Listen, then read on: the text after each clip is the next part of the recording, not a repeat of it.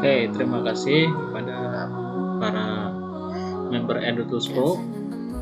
Sekarang di EduTools Pro ada fitur baru ya, yang mungkin ini sangat membantu untuk pembelajaran di kelas Bapak Ibu, dan sesuai dengan visi dari EduTools Pro adalah sebagai tools untuk pembelajaran interaktif.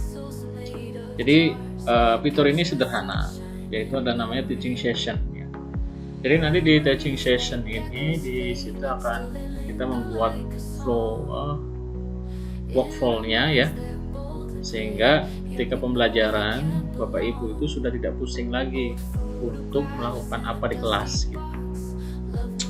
Dan ini sudah terintegrasi juga dengan LMS, sehingga ketika yang sudah terlanjur LMS di pertemuannya kita sediakan teaching session-nya ada di sini gitu ya.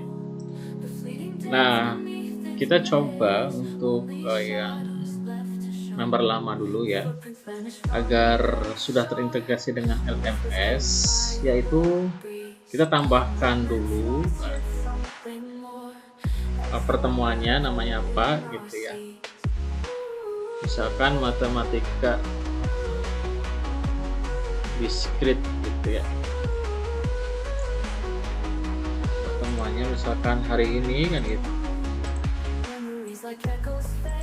Kemudian durasinya disesuaikan ya. Durasinya misalkan 45 menit. Untuk token absen biasa tinggal generate lalu simpan.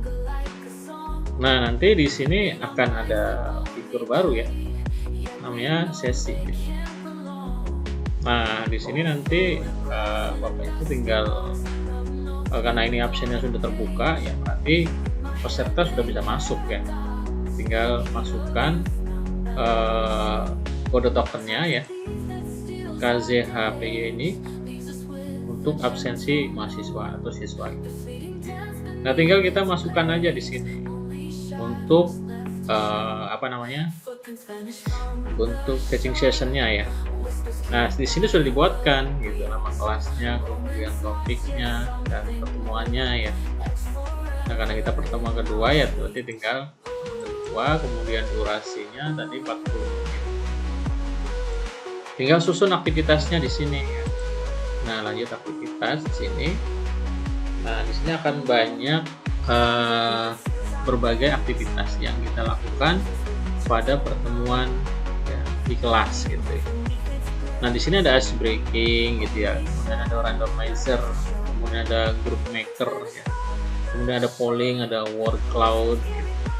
Kemudian juga ada materi yang dari LMS kita juga bisa masukkan di sini ketika kita akan menjelaskan materi tersebut gitu ya. Kemudian juga ada Mentimeter ya. Mentimeter itu terhubung dengan Mentimeter nantinya. Tinggal dimasukkan ke sini. Judul sesi Mentimeternya apa, tinggal masukkan. Bagi yang suka menggunakan Mentimeter, silahkan bisa dimasukkan di sini untuk di area presentasinya. Nah, di sini juga ada smartboard ya, bagi yang layar laptopnya sudah touchscreen sangat cocok ya. Jadi bisa langsung untuk papan tulisnya di sini. Kemudian juga ada kuis ya, bisa memasukkan kuis, bisa memasukkan tugas assessment ya. Kemudian juga bisa reflection ya. Kemudian ada exit ticket ya. Kemudian ada materi yang menggunakan flipbook. Nah, di sini tinggal kita milih mau aktivitas yang mana gitu. Misalkan ice breaking gitu ya. Ice breaking ini terdiri dari 3 opsi ya.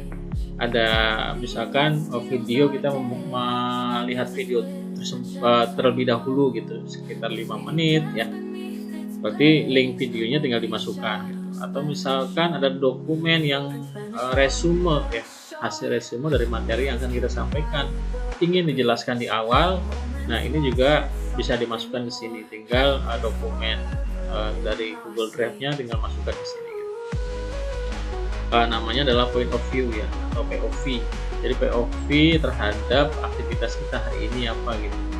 Sehingga nanti kita sudah ketika peserta sudah tahu POV kita, arah dari pembelajaran kita hari ini, maka ketika mereka diajak untuk membaca sekilas terkait dengan materi yang disampaikan, itu nanti mereka akan punya gambaran gitu, menggambarkan, memahami atas bacaan mereka dari materi yang kita sampaikan ya, baik secara tulisan maupun tulisan gitu. Kemudian juga untuk ice breaking ini bisa bersifat game gitu ya.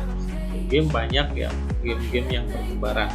Artinya dengan banyaknya layanan-layanan aplikasi yang itu kita manfaatkan untuk pembelajaran, sehingga dengan EduTools ini adalah mengkombinasikan gitu ya, mengkombinasikan dari aplikasi-aplikasi tersebut kita masukkan ke sini untuk menjadikan sebuah pembelajaran yang interaktif. Nah, kemudian juga ada randomizer. Nah, randomizer ini mengacak untuk terkait dengan permainan ya, terkait dengan permainan untuk penunjukan mahasiswa gitu. Jadi kalau misalkan ada 50 mahasiswa dalam kelas, maka randomizer ini akan mengacak siapa yang akan diberikan pertanyaan yang pertama, diberikan pertanyaan yang kedua, dan seterusnya gitu. Atau misalkan bisa meresume aktivitas gitu untuk menjawab dari kesan dan pesan yang sudah kita sampaikan gitu. Nah, ini cocok untuk randomizer. Kemudian juga ada group maker gitu ya, group maker. Nah, ini group maker juga nanti misalkan ada 50 orang gitu di kelas, nah nanti bisa digrupkan. Nah, digrupkannya ini akan diacak secara random. Jadi kita tidak akan memilih secara subjektif ini dengan ini dengan ini, tapi nanti sistem akan mengacaknya dengan objektif peserta yang akan tergabung dalam grup-grup itu. Tinggal kita tentukan berapa jumlah grupnya gitu ya. Tinggal tambahkan misalkan 5 grup gitu. Nah, kemudian juga ada polling di sini. Polling itu artinya apa yang kita sampaikan itu bagus atau tidak. Nah, polling ini biasanya isinya hanya 2, ya atau tidak gitu ya. Kemudian ada word cloud ya. Word cloud ini artinya satu kata gitu ya. Satu kata yang terkandung dalam makna pembelajaran. Jadi poinnya apa gitu ya. Kalau misalkan kita ditanya satu-satu menyimpulkan berbagai resume, mungkin akan kelamaan, sehingga word cloud ini adalah mempersingkat itu dengan satu kata atau dengan satu kalimat yang menggambarkan dari hasil pembelajaran kita hari ini gitu, word cloud ini. Nah, nanti mahasiswa bisa menyebutkan satu kata atau satu kalimat tersebut, dan yang paling banyak itulah nanti yang menjadikan sebagai acuan bahwa pemahaman mereka memahami dari materi ini adalah ini gitu. Poinnya ini, jadi 1 poin itu. Nah, kemudian ada materi LMS gitu ya. Materi LMS ini untuk materi pendukung yang kita sampaikan kepada mahasiswa gitu ya. Kemudian kita juga diupload di materi LMS-nya. Artinya setelah kita jelaskan, kemudian juga mereka masih bisa membaca di sela-sela waktu mereka. Dan juga ada Mentimeter, kemudian juga ada smartboard. Nah, Bapak Ibu nanti di sini juga bisa artinya dari 45 menit itu sehingga tidak kebuang waktunya. Mau berapa ice breaking, mau berapa randomizer, kemudian group maker. Nah, ini juga bisa disetting sehingga nanti kalau misalkan waktunya sudah lewat, kita akan tinggal next gitu ya di sesi berikutnya gitu.